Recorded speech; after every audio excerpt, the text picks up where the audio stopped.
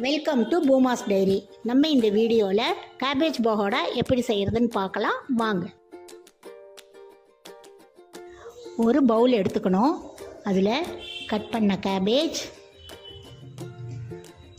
வெங்காயம், கருவேப்பிலை, மஞ்சத்தூள்,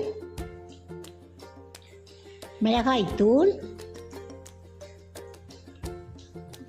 பெருங்காய பவுடர், சோம்புத்தூள், தேவையான அளவு உப்பு சேர்த்து நல்லா பிசைஞ்சுக்கணும்.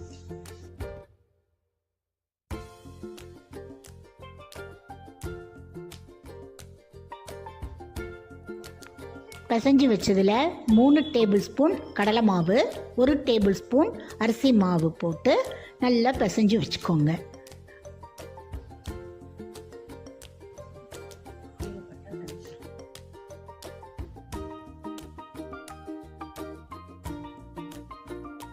தேவைப்பட்டால் லைட்டாக தண்ணி தெளித்து நல்லா பிசைஞ்சு பகோடா பதத்துக்கு வச்சுக்கணும்.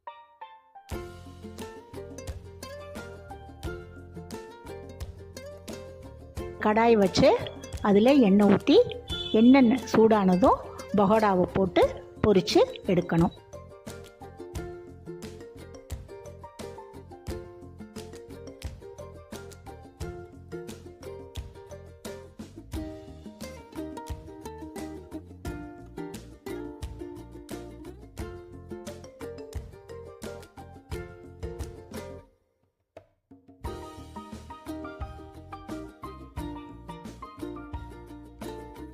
இப்போ கேபேஜ் பகோடா ரெடி.